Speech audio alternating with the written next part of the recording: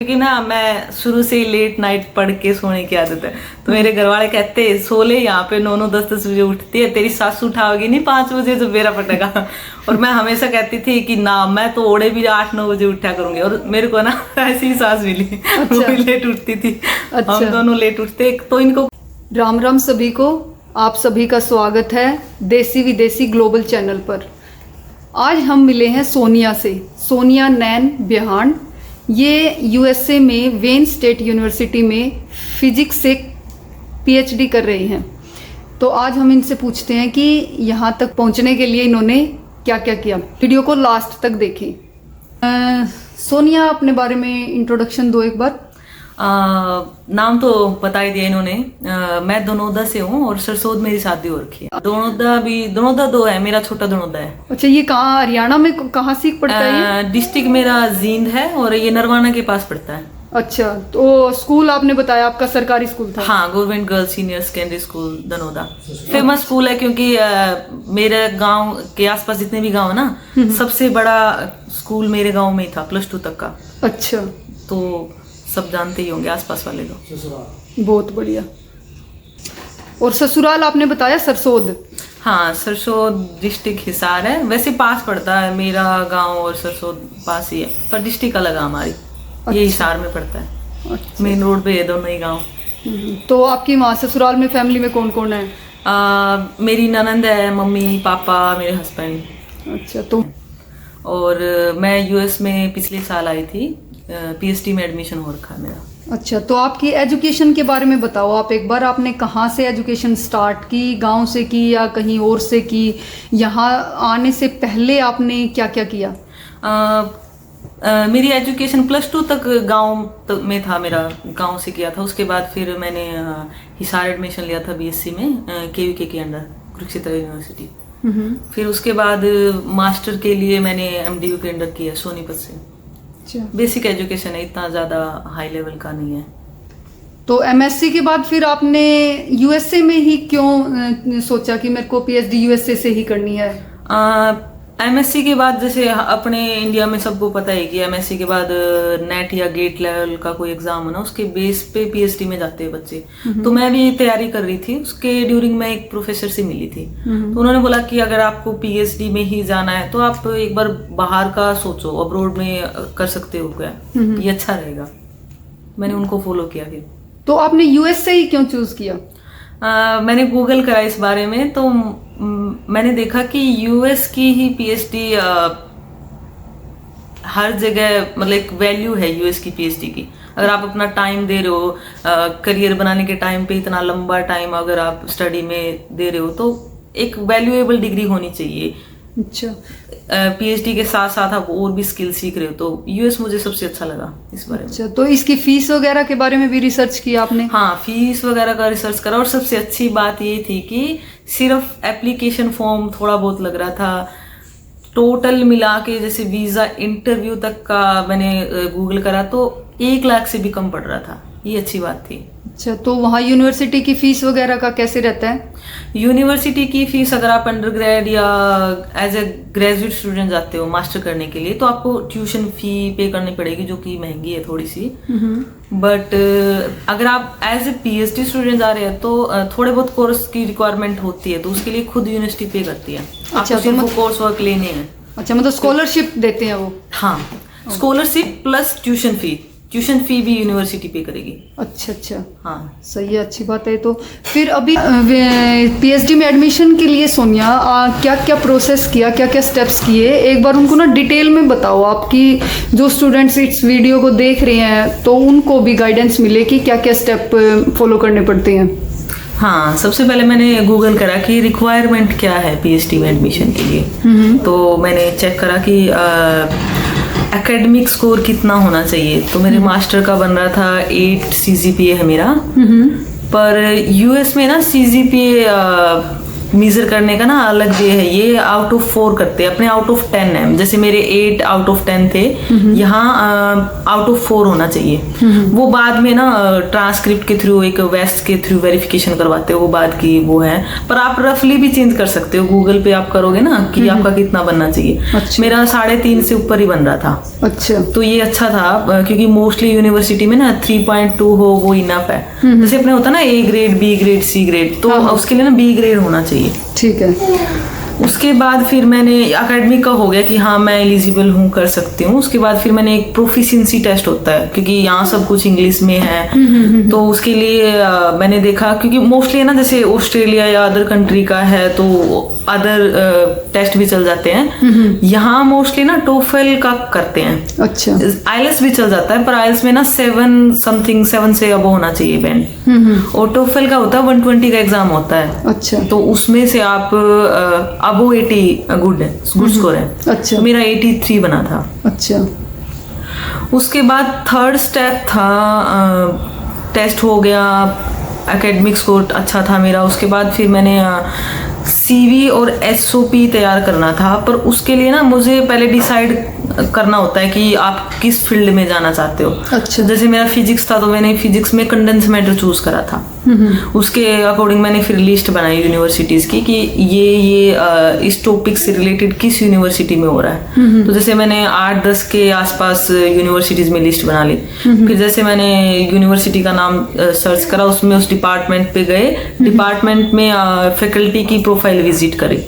उस फैकल्टी में ना कि कंडेंस मैटर की कितने फैकल्टी है वो खोला, उनका CV चेक करा, रिज्यूमे में उनके पेपर देखे कि मेरा टॉपिक मैच हो रहा है या नहीं। पर मेरा तो इतना रिसर्च एक्सपीरियंस था भी नहीं, मैंने थोड़ा बहुत इंटर्नशिप कर रखा था IIT इंदौर से, तो इसलिए मैं सोच रही थी कि मैं सॉफ्ट मैटर में जाऊं। अच्छा। तो मैंने सॉफ्ट मैटर से रिलेटेड ही जितनी भी फैकल्टी थी, जितनी यूनिवर्सिटी थी डिपार्टमेंट में, उनकी प्रोफाइल विजिट करी थी। तो मैंने ना टॉपिक के नाम लिख लिए कि ये प्रोफेसर इस फील्ड में काम कर रहे हैं। अच्छा। तो आप है ना फॉर्म फिल करने से पहले भी कंफर्म कर सकते हैं किसी भी यूनिवर्सिटी में, आप डायरेक्ट मेल डाल सकते हो।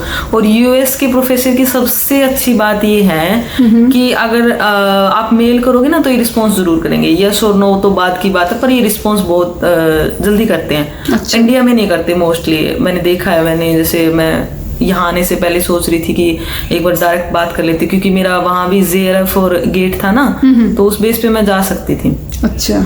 पर वहाँ का प्रोसीजर ऐसा है कि आप फॉर्म फिल करो, इंटरव्यू दो, उसके बाद फैकल्टी मेंबर बात करे या ना, पहले रिस्पॉन्स इतना ज़्यादा नहीं देते।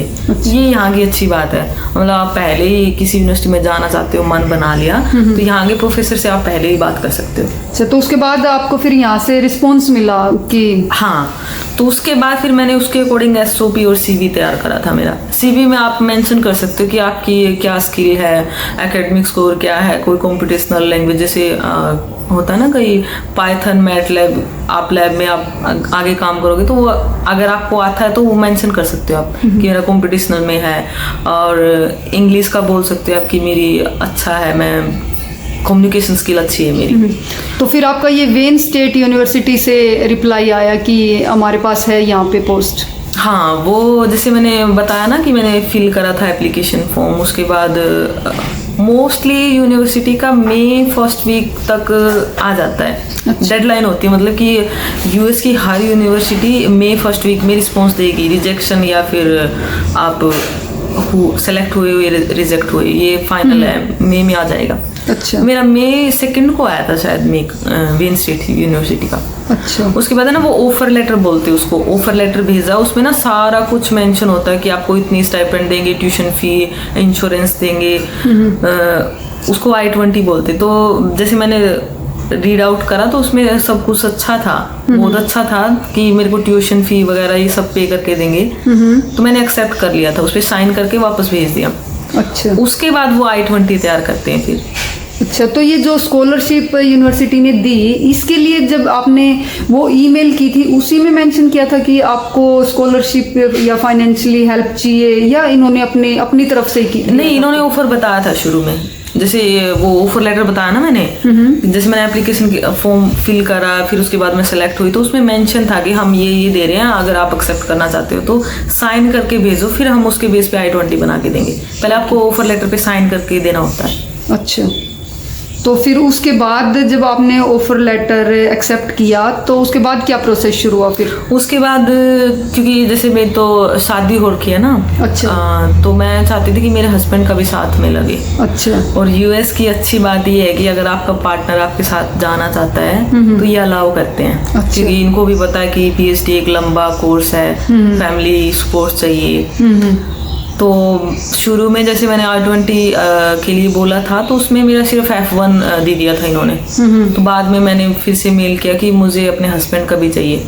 तो जैसे स्टूडेंट वीज़ा होता है उसमें F1 वीज़ा बोलते हैं, स्टूडेंट उस पर लगता है जो, पर स्टूडेंट के साथ स्टूडेंट का पार्टनर या स्टूडेंट के पेरेंट्स आना चाहते तो उनका F2 लगेगा, उसको डिपेंडेंट वीज़ा बोलते हैं। अच्छा। तो F1 का डिपेंडेंट वीज़ा F2 होता है। अच्छा, तो फिर उसके बाद वीज़ा की प्रोसेस शुरू हुई? जी, क्योंकि वीज़ा में ना आप ये शो करोगे कि I-20 में आपका भी है, F2 वीज़ा है। ओके। किस कैटेगरी का वीज़ा, क्योंकि वहाँ पे क्वेश्चन पूछेंगे ना आप किस कैटेगरी में जा रहे हो। अच्छा, तो फिर वीज़ा प्रोसेस जब शुरू हुआ, आपने फॉर्म फिल किए, आपका भी आपके हस्बैंड का भी, जी, फिर आपका इंटरव्यू आया वीज़ा के लिए। हाँ। तो वहाँ पे किस टाइप के क्वेश्चन पूछे आपसे?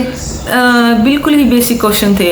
एक ना मेरे I-20 में ना एक ZTA टर्म मेंशन था, तो वीज़ा ऑफिसर ने पूछा कि ZTA का क्या मतलब होता है। मैंने बताया कि ये ग्रेजुएट टीचिंग असिस्टेंटशिप है, क्योंकि यहाँ पे ना हम जो टीच करते ना उसी को स्टाइपेंड के वे में देते। तो उसके बाद फिर सेकंड क्वेश्चन ये था कि मेरे से सिर्फ एक ही क्वेश्चन पूछा था। उसके बाद रिसर्च इंटरेस्ट पूछा था, वो मैंने बता दिया कि ये मेरा टॉपिक है। उसके बाद फिर मेरे हस्बैंड से पूछा था कि आप इनके साथ जा रहे हो तो आप क्या करोगे वहाँ जाके। तो फिर उन्होंने 1-2 क्वेश्चन मुझसे पूछा था। अच्छा अच्छा, ये वो इजी था, 2-4 क्वेश्चन पूछे थे बस। तो फिर उसके बाद आपका वीज़ा भी अप्रूव हो गया था? जी। तो फिर आप यूएस में आने के बाद आपको यूएस की एजुकेशन और लाइफस्टाइल में क्या मेजर डिफरेंस लगा इंडिया की लाइफस्टाइल और वहाँ की एजुकेशन से? हाँ, बहुत ज़्यादा फ़र्क है यहाँ पे ना। जैसे मैं भी खुद टीच कर रही हूँ, +2 के बाद जो बच्चे आते हैं ना, एक तो सबसे अच्छी बात इनकी ये अपने यहाँ क्या है कि अगर साइंस साइड से +2 करके है तो बच्चा BSc करेगा, अदर कोर्स वर्क नहीं देते। पर यहाँ पे ना मैं ऐसे बच्चों को भी पढ़ाती जो कहते कि फर्स्ट टाइम हम, जैसे लाइफ साइंस की लैब हो गई, मैं फिजिक्स मेजर है मेरा, मैं लाइफ साइंस की लैब टीच कर रही हूँ, तो वो बच्चे खुद कहते हैं कि हम फर्स्ट टाइम आए हैं इस कोर्स में, तो हमारा बैकग्राउंड इतना अच्छा नहीं है। तो यहाँ पे ये हिचकिचाते नहीं है कोई भी पूछना हो इनको। और एक है ना, ये बच्चे दिखावा नहीं करते, इनको जितना भी आता ना वो उतना ही करेंगे, कट कॉपी पेस्ट बिल्कुल नहीं करते। अपने वहाँ होता ना कि कोई टेस्ट है तो चीट करके अच्छे नंबर ले लेंगे, या फिर कोई होमवर्क असाइनमेंट दिया, होमवर्क को रातों रात निपटा देंगे। पर वो क्या है, अगर 4 क्वेश्चन है, 4 में से 1 क्वेश्चन आता तो वो दे देंगे।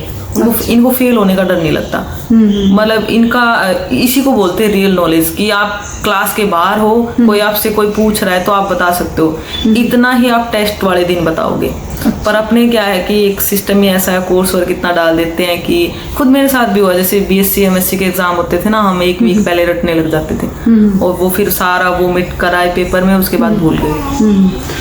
तो जो बच्चे अभी MSc कर रहे हैं फिजिक्स में, आप उनको कि क्या फॉलो करें कि उनको MSc के बाद US में PhD में एडमिशन लेने के लिए? क्योंकि हम यहाँ पे ना एज ए ग्रेजुएट स्टूडेंट आते हैं। ग्रेजुएट स्टूडेंट मतलब आप इससे पहले इसी फील्ड में 4 साल लगा के आए हो, तो आप है ना परफेक्ट होने चाहिए इस फील्ड में। आपको कंप्यूटेशनल नॉलेज भी होने चाहिए, आपका बेस भी क्लियर होना चाहिए। क्योंकि जैसे मैं अपना बता रही थी, मेरी 8 CGPA है। 8 CGPA मतलब आप वेरी गुड स्टूडेंट हो। पर जो मेरे कॉलेज का कोर्स स्ट्रक्चर था उसमें कोई कंप्यूटेशनल कोर्स था ही नहीं। और दूसरा ये है कि आप है ना, चाहे बेशक कम पढ़ो, आपका CGPA कम बन रहा है, पर आपका ना कंसेप्ट अच्छा होना चाहिए। कल को आप उस टॉपिक के बारे में डिस्कस करो तो आपको नॉलेज होनी चाहिए कि हाँ मैंने ये इस बुक में से पढ़ा हुआ है। तो आप कनेक्ट कर सको।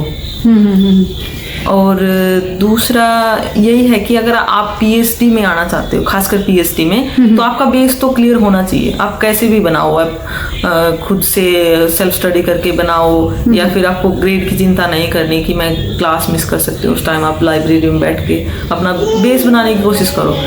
गूगल करा करो कि जैसे मेरे को फॉर एग्जांपल आपको क्वांटम करनी है, तो मैं क्वांटम पढ़ूँ तो क्या एक तरीका है क्वांटम पढ़ने का, मुझे किस बुक से स्टार्ट करना चाहिए, क्योंकि एक प्रोसीजर होता है। अगर आपको ये बुक समझ आई तो नेक्स्ट फिर वो बुक समझ आएगी।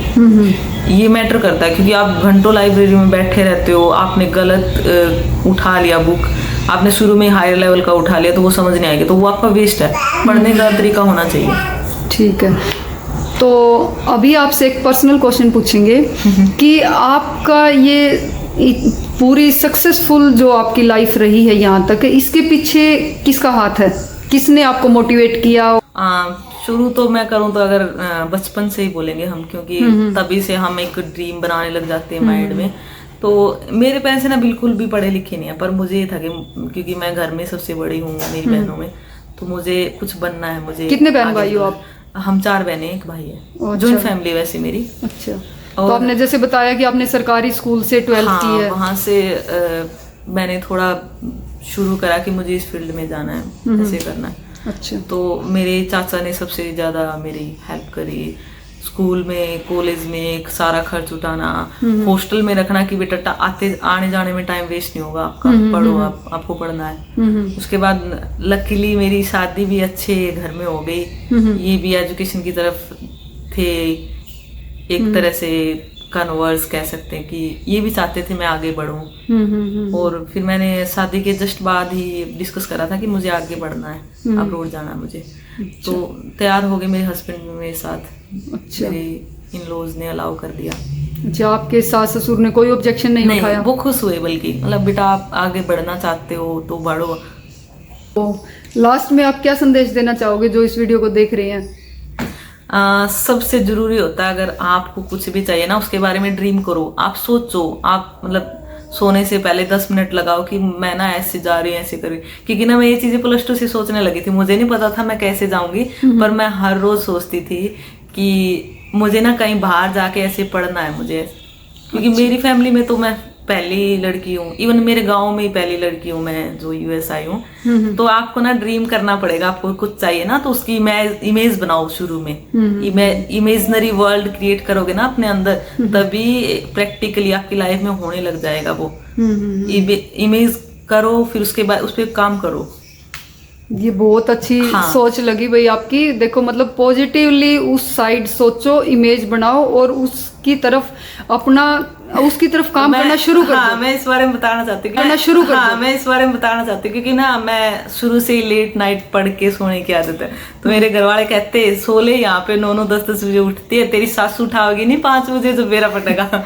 और मैं हमेशा कहती थी कि ना मैं तो ओढ़े भी 8-9 बजे उठा करूंगी। और मेरे को ना ऐसी सास मिली। अच्छा। वो भी लेट उठती थी। अच्छा। हम दोनों लेट उठते, तो इनको कोई फर्क नहीं पड़ता था। मैं भाई लेट पढ़ के सुबह पूछते भी नहीं थे। मतलब रात को लेट तक सोते थे तो लेट से सुबह उठती थी कि ना मैं तो ओढ़े भी 8-9 बजे उठा करूंगी। और मेरे को ना ऐसी सास मिली। अच्छा। वो भी लेट उठती थी। अच्छा। हम दोनों लेट उठते, तो इनको कोई फर्क नहीं पड़ता था। मैं भाई लेट पढ़ के सुबह पूछते भी नहीं थे। मतलब रात को लेट तक सोते थे तो लेट से सुबह उठते थे तो कोई कुछ नहीं बोलता था। क्योंकि मैंने ये सोचा ही नहीं था कि मुझे शादी करके सुबह 5 बजे उठना। अच्छा। तो मतलब आपकी पढ़ाई में कोई डिस्टरबेंस नहीं आई शादी के बाद? कोई डिस्टर्बेंस नहीं। बहुत अच्छी बात लग गया एकदम से। ओके, बहुत अच्छी बात है। तो भाई इस वीडियो को ना शेयर करना, जिसको भी फिजिक्स में पीएचडी करनी है उसके लिए ये वीडियो बहुत हेल्पफुल है। हाँ। तो किसी को भी अगर पर्सनली कुछ भी पूछना है इसके बारे में कि भाई क्या प्रोसेस है, वैसे तो इन्होंने वीडियो में पूरा बता ही दिया क्या प्रोसेस है, फिर भी अगर किसी का कोई क्वेश्चन है तो कमेंट बॉक्स में अपना नंबर डाल दें, अपनी ईमेल आईडी डाल दें, तो उस पे ये कांटेक्ट करके आपको पूरी डिटेल दे देंगे। तो वीडियो को देखने के लिए आप सबका धन्यवाद और चैनल को सब्सक्राइब करना ना भूलें क्योंकि ऐसी इंफॉर्मेशनल वीडियोस हम लाते रहेंगे।